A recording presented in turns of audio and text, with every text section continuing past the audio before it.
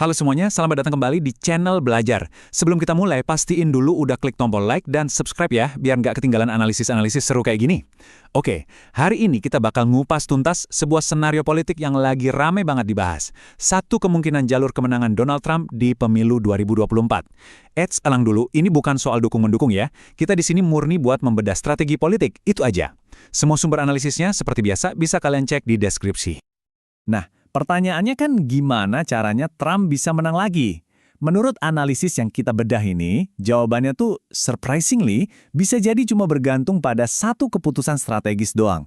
Satu langkah yang bisa mengubah peta permainan politik secara keseluruhan. Penasaran kan? Yuk kita telusuri bareng-bareng.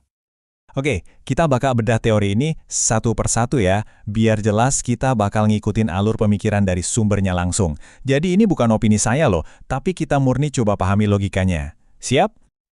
Oke, first thing first. Buat ngerti strategi 2024, kita harus flashback dulu ke tahun 2020. Kenapa? Ya karena kita perlu tahu dulu gimana sih cetak biru kemenangan Joe Biden waktu itu. Jadi di pemilu 2020 itu, jumlah pemilihnya benar-benar mecahin rekor loh, terbesar dalam 100 tahun lebih. Dan Biden, dia berhasil ngerangkul koalisi yang kuat banget. Dari pemilih kulit hitam, lulusan universitas, perempuan, sampai pemilih di pinggiran kota. Ini semacam dream team pemilih itu deh yang susah banget dikalahin waktu itu. Nah, ini yang bikin merinding. Walaupun pemilihnya jutaan, kemenangan Biden itu ternyata tipis banget. Cuma beda 65.000 suara di negara-negara bagian kunci. Bayangin, 65.000 doang. Itu setipis kertas kan? Ini nunjukin kalau setiap suara itu benar-benar bisa nentuin segalanya. Tapi, koalisi yang kelihatannya kokoh itu, menurut analisis ini, sekarang udah mulai goyah. Katanya sih ada retak-retak di pondasinya. Kalau kita lihat lagi di 2020, dukungan dari pemilih kulit hitam itu solid banget buat Biden. Kenapa? Ya, analisis ini nunjukin ada dua faktor kuat. Pertama, loyalitas, karena Biden kan pernah jadi wakilnya Obama. Kedua, reaksi atas isu-isu rasial yang panas waktu itu. Nah, buat 2024, ceritanya beda. Antusiasme itu katanya mulai kendor. Penyebabnya, isu-isu yang lebih dekat sama perut dan kantong. Inflasi misalnya, yang bikin harga-harga naik.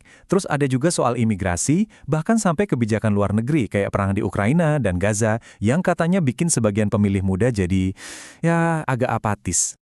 Oke, dari semua kelompok pemilih itu, ada satu yang menurut sumber ini jadi the kingmaker, sang penentu kemenangan. Siapa mereka? Yuk kita lihat. Mereka ini adalah para pemilih di pinggiran kota atau suburban voters. Gampangnya mereka ini tinggal di wilayah abu-abu. Nggak di pusat kota yang biasanya biru alias Demokrat, tapi juga bukan di pedesaan yang merah alias Republik. Nah, karena posisi mereka di tengah-tengah inilah, suara mereka jadi rebutan. Siapa yang bisa menangin hati mereka, biasanya ya dialah yang menang pemilu. Dan coba lihat ya grafiknya. Gila kan perubahannya? Tahun 2016 Trump menang di sini. Tapi di 2020, boom! Ada pergeseran sekitar 2 juta suara yang bikin area ini jadi milik Biden. Ini benar-benar game changer. Terus kenapa mereka bisa pindah haluan? Analisis ini nunjuk 3 alasannya.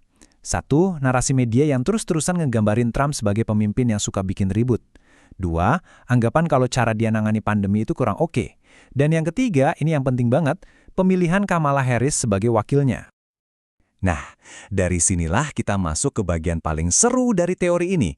Gimana caranya Trump bisa mencuri strategi yang sama buat merebut kembali hati para pemilih di pinggiran kota? Teorinya gini, peran Kamala Harris di 2020 itu bisa di-copy-paste oleh Nikki Haley di 2024. Loh, kok bisa? Keduanya kan beda partai. Betul. Tapi, menurut analisis ini, mereka punya daya tarik yang mirip buat demografi yang sama. Pemilih moderat di pinggiran kota, terutama para perempuan.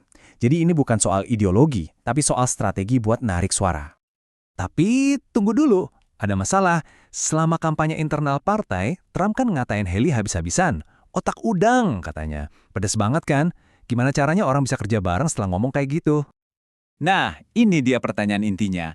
Kenapa seorang politisi yang egonya, ya kita tahulah ya, gede, mau milih musuh bebuyutannya jadi pasangan, kayak nggak masuk akal kan? Apa, jangan-jangan ini semua cuma sandiwara? Jawabannya, menurut model ini, justru ada di tindakannya itu sendiri. Dengan memilih Haley, Trump secara instan bisa membangun narasi baru. Narasi Trump yang sudah berubah. Dia jadi kelihatan pemaaf, mau mendengarkan, bahkan kelihatan lebih berempati.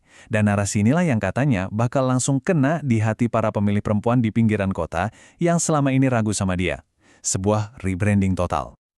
Oke, pada akhirnya sumber analisis ini menegaskan kalau semua ini tuh bukan ramalan pasti. Anggap aja ini sebuah model, sebuah hipotesis yang sekarang harus kita uji dengan kenyataan.